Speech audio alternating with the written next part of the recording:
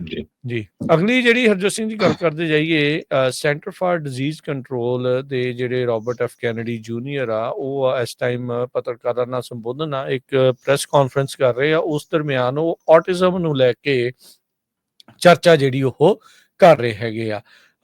America ਦੇ ਵਿੱਚ autism ਦੇ ਆંકੜੇ ਲਗਾਤਾਰ ਵੱਧ ਰਹੇ ਨੇ।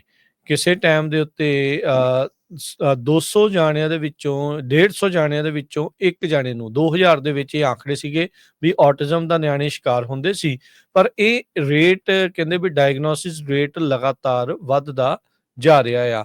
ਇਸ ਮੌਕੇ ਜਿਹੜਾ ਹਰਜੋਤ ਸਿੰਘ ਜੀ ਦੱਸਿਆ ਇਹ ਜਾ ਰਿਹਾ ਆ ਵੀ 31 ਦੇ ਵਿੱਚੋਂ ਇੱਕ ਬੱਚਾ ਔਟਿਜ਼ਮ ਦਾ ਜਿਹੜਾ ਉਹ ਸ਼ਿਕਾਰ ਹੋ ਰਿਹਾ ਆ।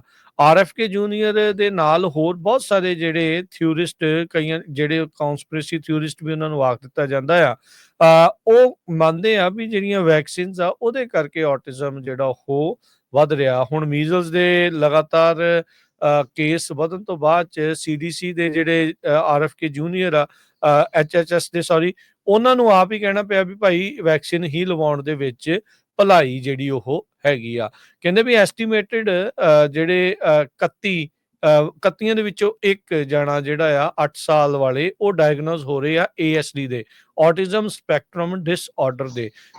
ਇਹ ਕਹਿੰਦੇ ਵੀ ਕਿਸੇ ਟਾਈਮ ਦੇ ਉੱਤੇ 2000 ਦੇ ਵਿੱਚ 150 ਚੋਂ ਇੱਕ ਜਾਣਾ ਹੁੰਦਾ ਸੀਗਾ। ਸੋ ਕਹਿੰਦੇ ਵੀ ਇਹਦੇ ਵਿੱਚ ਕਹਿੰਦੇ ਵੀ ਵਾਈਡਰ ਰੈਕੋਗਨਾਈਜੇਸ਼ਨ ਜਿਹੜੀ ਹੋ ਰਹੀ ਆ, ਅੰਡਰਸਟੈਂਡਿੰਗ ਜਿਹੜੀ ਇਸ ਦੇ ਵਿੱਚ ਪਹਿਲਾਂ ਦੇ ਨਾਲੋਂ ਜ਼ਿਆਦਾ ਬੈਟਰ ਹੋਈ ਆ ਔਟਿਜ਼ਮ ਨੂੰ ਜਿਹੜਾ ਉਹ ਲੈ ਕੇ। 2013 ਦੇ ਵਿੱਚ ਜਿਹੜੇ ਡਾਕਟਰਸ ਆ ਉਹਨਾਂ ਨੇ ਡਿਸਾਈਡ ਕੀਤਾ ਸੀਗਾ ਵੀ ਐਸਪਰਗਰ ਡਿਜ਼ੀਜ਼ ਜਾਂ ਉਹਦੇ ਨਾਲ ਸੰਬੰਧਿਤ ਹੋਰ ਜਿਹੜੀਆਂ ਡਾਇਗਨੋਸਿਸ ਆ ਉਹਨਾਂ ਨੂੰ ਔਟਿਜ਼ਮ ਦੀ ਕਲਾਸੀਫਿਕੇਸ਼ਨ ਦੇ ਵਿੱਚ ਪਾਉਣਾ ਆ, ਜਿਸ ਤੋਂ ਬਾਅਦ ਦੇ ਵਿੱਚ ਇਹ ਆંકੜਾ ਲਗਾਤਾਰ ਵਧਣਾ ਜਿਹੜਾ ਉਹ ਸ਼ੁਰੂ ਹੋਇਆ ਆ। ਕਹਿੰਦੇ ਵੀ CDC ਦੀ ਰਿਪੋਰਟ ਇਹ ਕਹਿੰਦੀ ਆ ਵੀ ਜਿਹੜੀ ਔਟਿਜ਼ਮ ਪਾਇਆ ਜਾ ਰਿਹਾ ਆ ਉਹ ਮੁੰਡਿਆਂ ਦੇ ਵਿੱਚ, ਜਿਹੜੇ ਬਾਲਗ ਮੁੰਡੇ ਆ ਉਹਨਾਂ ਦੇ ਵਿੱਚ, ਸੌਰੀ ਨਾਬਾਲਗ ਮੁੰਡੇ ਜਿਹੜੇ ਆ ਉਹਨਾਂ ਦੇ ਵਿੱਚ 3.4 ਗੁਣਾ ਜ਼ਿਆਦਾ ਆ ਕੁੜੀਆਂ ਦੇ ਜਿਹੜੇ ਉਹ ਮੁਕਾਬਲੇ। 1000 ਪਿੱਛੇ ਤਕਰੀਬਨ 49 ਮੁੰਡੇ ਤੇ ਉਦਾਂ ਜੇ ਦੇਖਿਆ ਜਾਵੇ ਤਾਂ 1000 ਪਿੱਛੇ 14 ਜਿਹੜੇ ਨਿਆਣੇ ਆ